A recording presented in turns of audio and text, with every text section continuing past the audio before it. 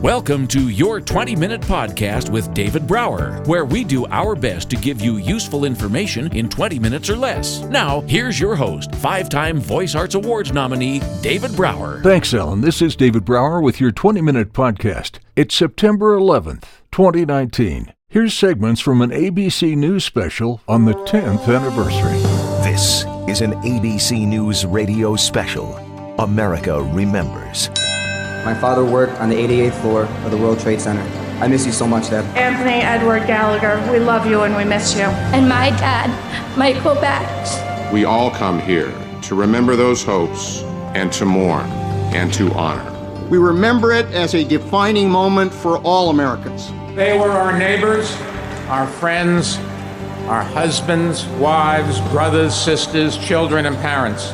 I pray that our Heavenly Father may assuage the anguish of your bereavement. God is our refuge and strength. Well, I can say without fear of contradiction or being accused of exaggeration, the 9/11 generation ranks among the greatest our nation has ever produced, and it was born right here on 9/11. From Ground Zero in New York, here is ABC News correspondent Aaron Katersky. Americans come together to remember where we were, what we saw, who we lost, and the strength we found on September 11th, 10 years ago. Here at Ground Zero, relatives of the nearly 3,000 victims who died here viewed for the first time the new 9/11 Memorial. We'll hear their thoughts about this place. And we'll take you to the Pentagon and to Shanksville, Pennsylvania, the other locations forever intertwined with this date. But we begin here, in Lower Manhattan, where the most lives were lost. No place has come to symbolize America's resilience more. The World Trade Center, a shrine to personal loss, national shock, and the power of survival. 6 times, each marked by the toll of a bell, this place fell quiet to stand in silent memorial to the times when planes crashed and buildings fell. But more than things, this day was about people. Carol Marie Bouchard. J. Howard Bolton. Francisco Eligio It took hours to complete the seemingly endless recitation of victims' names. Alan Zampieri. Mark Zangrilli. Cellist Yo-Yo Ma provided solemn accompaniment. For years, these names were only spoken. Now they're also seen, etched as they are in bronze around the edges of 2 acre-sized reflecting pools positioned at the footprints of the Twin Towers. Waterfalls cascade gently on all sides, but the pools never fill, reflecting the hollowness in the hearts of those who lost someone. Relatives of the dead took pencils and paper and made tombstone-like rubbings. Others placed flags, firefighter helmets, or flowers, and some leaned on the rails, put their head on their arms, and wept. President Obama held the First Lady's hand and walked slowly by. His hand grazed some of the names, and he read from Psalm 46. The Lord of hosts is with us. The God of Jacob is our refuge. The president accompanied former President Bush, who chose to read words of Abraham Lincoln. I pray that our Heavenly Father may assuage the anguish of your bereavement and leave you only the cherished memory of the loved and lost. With 2 presidents in attendance, the ceremony here went on under tight security. 10 years have brought new terror threats, and this city remains on high alert. Police sealed off the same streets where 400 police and fire personnel were killed a decade ago. Retired NYPD officer James Smith paid tribute. 5 years ago, with my daughter Patricia at my side, I told you about my wife and Patricia's mother, Police Officer Moira Smith,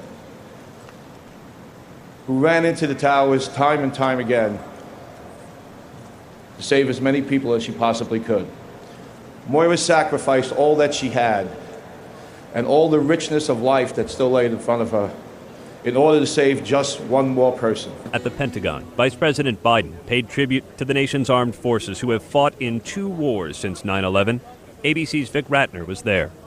Aaron, 10 years later, the black scar of the attack on the Pentagon is gone, but the painful memories won't go away. Vice President Joe Biden paid tribute to the victims of the attack on the Pentagon and to those he called the 9/11 generation. Never before in our history has America asked so much over such a sustained period of an all-volunteer force. So I can say without fear of contradiction or being accused of exaggeration, the 9/11 generation ranks among the greatest our nation has ever produced, and it was born right here on 9/11. Vic Ratner, ABC News at the Pentagon. Aaron. And in Shanksville, Pennsylvania, a memorial now stands in memory of the 40 victims of Flight 93, which crashed into a rural field. ABC's Stephen Portnoy was there for the commemoration. The memorial, which for years was just a chain-link fence where people left keepsakes, is now a permanent structure in slate and marble. The first phase, featuring an entrance plaza and the Wall of Names, was dedicated in a ceremony yesterday. Former Presidents Bush and Clinton spoke, along with Vice President Biden. All three men heralded the heroic actions of the brave Americans on board the doomed jetliner. What happened above this Pennsylvania field ranks among the most courageous acts in American history. They gave the entire country an incalculable gift. We can look up at the heavens and think of those heroes and know with certitude that there is not a single solitary tragedy that America cannot overcome. The plane struck the ground at 10:03 a.m. The hijackers were less than 20 minutes flying time from Washington, D.C. Their intended target, likely the U.S. Capitol, if not the White House. Alice Hoagland's son, Mark Bingham, was sitting in seat 4D en route from Newark to San Francisco. He called his mother from the back of the plane. He said, "I just want to tell you, Mom, that I love you. I'm on a flight from Newark to San Francisco, and there are 3 guys on board. There were actually 4 who've taken over the plane, and they say they have a bomb." Alice Hoagland and other Flight 93 family members are among the few who have heard the only documentary evidence of the passenger revolt, the 31-minute tape from the cockpit voice recorder. You heard a voice come on and say, "In the cockpit, in the cockpit, in the cockpit." And the other guys picked it up and they were all yelling it in unison, "In the cockpit. And if we don't get in there, we'll die." And then more, "Get him," and hit him, and blows being struck. When this memorial is completed, it will feature a 93-foot tower of voices. 40 wind chimes will represent the clamor of the passenger revolt and the calls to loved ones here on the ground. Today, the names of the 40 passengers and crew were read aloud by family members. My lovely mother, my beautiful sister, Cece Ross Lyles. Over the course of the weekend, I spoke with Lyles' widower, Lorne, a police officer in Florida. Cece Lyles, a flight attendant, left him this message from the flight. Baby, you have to listen to me carefully. I'm on a plane that's been hijacked. We're turned around, and I've heard that there's planes that's been flown into the World Trade Center. I hope to be able to see your face again, baby. I love you. The trauma caused Lorne Lyles to spend years away from work. He's back on the beat now, and he finds this memorial soothing. You see the workmanship and everything that's been done. It's actually calming. President Obama arrived here just before noon today, flying in on his Marine One helicopter. He and Mrs. Obama walked out onto the plaza hand in hand and laid a white carnation and rose wreath at the Wall of Names. Afterward, the first couple spent more than an hour shaking hands and giving hugs to those whose loved ones died here. And then, President and Mrs. Obama walked alone out to the wildflower meadow near what they called the sacred ground. The impact site of the plane is now marked by a large brown boulder adorned by an autumn-colored bouquet. The first couple held hands and paused for a moment of silent reflection before heading to the Pentagon. Aaron? ABC's Stephen Portnoy in Shanksville, Pennsylvania. And coming up, we hear from the families whose loved ones were killed, who remember 10 years later. Families of 9/11 victims grieve publicly. They make an annual pilgrimage to Lower Manhattan in order to read the names aloud. ABC's David Blaustein spent some time with those families, and he's with us now. David? Aaron, about 30 yards stood between the press riser where I was standing and the stage. The space between packed with the families and friends of those who were lost on that horrible day. 9/11 may have happened 10 years ago, but for the thousands assembled here, it might as well have been 10 minutes ago. It seems like yesterday, and it's always there. It always comes to the surface. Nancy Navarro lost her 30-year-old sister-in-law, Catherine Lisa Loguidici. She was on the 105th floor of Cantor Fitzgerald in North Tower, and it was devastating. It was just devastating. It was one of those things that will be etched in our heads for a lifetime. It's It's like, it's a horror. And the horror for her family doesn't end there. Her father passed away on September 11th, 5 years later, from a broken heart. He had a heart attack, and he always missed his baby girl, and that's 2 devastations on September 11th, so we've had heartache. Luke Doherty's 40-year-old brother-in-law, James Murphy, was on the 100th floor of the North Tower. There's a lot of healing that takes place over the course of 10 years, and if you're lucky enough to come from a tight family that's there for you all the time, you work your way through it. But days like today, you do scratch the surface and it does get raw. But we're down here with a group of about 15 of Kevin's family, brothers, sisters, his moms, in-laws, and you find comfort in family. So that's what gets you through it. It's a proud moment to look up at even an unfinished building, but a building in progress. So many of the families need to be here. Janice Favuza's brother Bernard worked for Cantor Fitzgerald on the 104th floor. The people in my neighborhood want to know why I come every year. Why are you still doing this? And it's not just to scratch the surface and open a wound like a scab, but it's the bonding through the years that you've made with so many of the groups and organizations that are down here. It's seeing the same people that have experienced the same thing that you did, and you know that you don't need to explain. You just know everyone here knows what you're feeling, they're feeling too. During the ceremony, there was an ebb and flow of emotion amongst the families, some moments heavier with grief than others. At one point, there seemed to be a bit of a lull. Then Paul Simon took the stage. You could see the Queens, New York native had tears in his eyes. Hello, darkness, my old friend. I've come to talk with you again. This familiar song, like so many other things here today, a tiny scratch on the surface of a volcano of emotion, as these families, as they have done so many times before, hugged, held hands, and cried. Aaron. ABC's David Blaustein with us here in Lower Manhattan. Coming up, we hear from the last survivor pulled from the wreckage on 9/11. Janelle Guzman McMillan survived 10 years ago and gained distinction as the last person pulled alive from the rubble here at Ground Zero. ABC's Sherry Preston spoke with her about her recollections of the day. I remember being on the 64th floor. It was a normal day for me going to work. And I remember being on the 64th floor, and I was just sitting at my desk. And then my coworker, Suzanne, came over.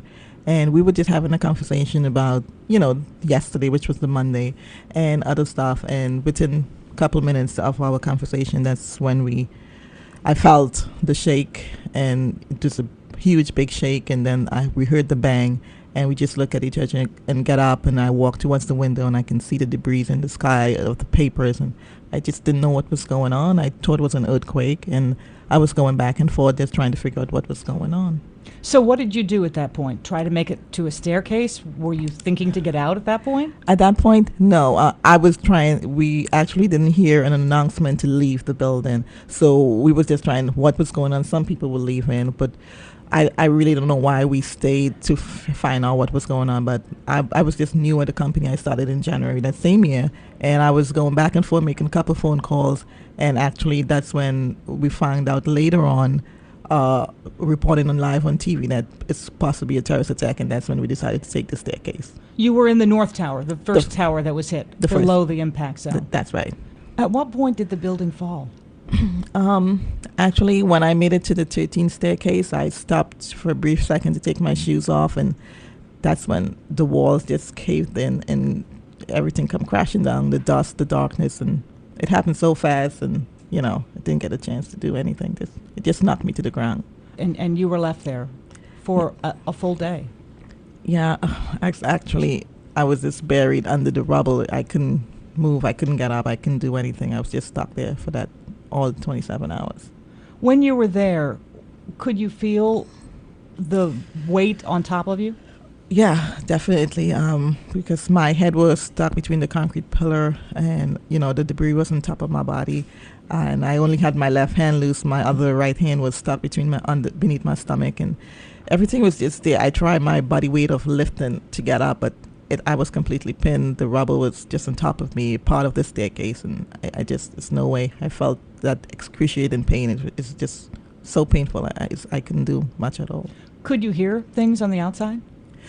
Yes, I could. I can hear, I heard the radios going off, probably like the rescue radios, and I could hear the sound of the vehicles, like probably making that reverse sound, the noise. And I heard everything around me, and then it was complete silence at one point. And, I just knew I was going to die. So 27 hours after the building fell, tell us a little bit about how you finally got out. Well, just being there under the rubble, knowing that, I knew I was going to die. I knew no one was going to find me. I just started thinking about everything in my life. My daughter especially, she was 12 years at the time. My boyfriend was outside waiting for me to come out of the building when that happened. And, everything just flashed right before me. And, I just started to think about my mom. And then I said, you know what, I'm still alive. I'm still breathing. I want to live. I want to live. I need to be with my daughter. And I just started to pray and ask God to get me out, give me the second chance. I want to live. And I just started to beg God and plead with God to get me out and show me a sign, show me a miracle, send somebody. And I was just calling out to God to get me out. And that's what happened. And that's what happened. Janelle Guzman McMillan speaking with ABC's Sherry Preston here at the World Trade Center site. 10 years after it became known as Ground Zero, the 16-acre World Trade Center site shows signs of life instead of death. They're oak trees, swamp white oak trees. There are hundreds of them, and there's one known as the Survivor Tree. It's a Callery pear tree that was located on the World Trade Center on 9/11. Planted on the World Trade Center Plaza in the 1970s, it was nursed back to health after the attacks, and now stands as a symbol of hope and renewal at the center of the new 9/11 Memorial. Sometimes you can catch a rainbow. Lynn Rassick is the Memorial Vice President. Within the pools, just as the sun shines through the waterfalls. The two waterfalls, positioned on the original footprints of the Twin Towers, flow into pools around which are etched the names. They're based off of groupings, largely determined by where people were when they died and who they were with. The arrangement is deliberate. It gives people an opportunity, visitors who may not know anything about the victims, to actually learn about who these people were and why the names are placed next to each other. The 5 rows of names inscribed into the bronze parapets stretch 1,500 feet, capturing the enormity of the loss at this place. It's a lesson for us that our freedoms are so disliked by some, they're willing to take thousands of lives to try to destroy what we've built in the world's greatest democracy. And if you want a bright side of it, we showed that they didn't take it. In fact, we'll come out stronger than ever. New York City Mayor Mike Bloomberg. The 10-year commemoration here in New York may have been the biggest, but there were 9/11 events all over the world, as we hear from ABC's Linda Albin now in London. It was a day for remembering around the world, from Japan to Italy and France to New Zealand and Australia, where Prime Minister Julia Gillard put into words what many were feeling and thinking on this 10th anniversary of 9/11. We do not forget. We never forget. United always in remembrance. United always in resolve. In Iraq, U.S. soldiers still serving there stopped to remember. September 11th, 2001. As did those on the front line in Afghanistan, observing the moment the first plane struck with a minute of silence. This soldier couldn't have put it better, sure of himself and the mission. Today is one of those days where we sit back and reminisce about why we joined the military, what we're doing here, what our mission is. And, 10 years later, here we are, still doing the same thing, which is good. In Afghanistan, nearly 80 American soldiers were wounded and 2 Afghan civilians killed in a Taliban truck bombing. A stark reminder that the war in Afghanistan rages on 10 years after the September 11th terror attacks. From London, ABC's Linda Albin. And back here in New York, the New York Philharmonic gave a concert for New York in remembrance of 9/11. It featured Gustav Mahler's Second Symphony, Resurrection. In the third movement, the choir sings these words: "Rise again, yes, you will rise again. Cease from trembling, prepare to live." I'm Aaron Katursky. You've been listening to a special presentation, America Remembers, from ABC News. Listen to Your 20-Minute Podcast with David Brower on the go. Downloads are available on YouTube, Twitter, Facebook, iTunes, iHeartRadio, Spotify, any podcast app, and on our website at davidbrowervo.com/Your 20-Minute Podcast. Until next time, thank you for listening.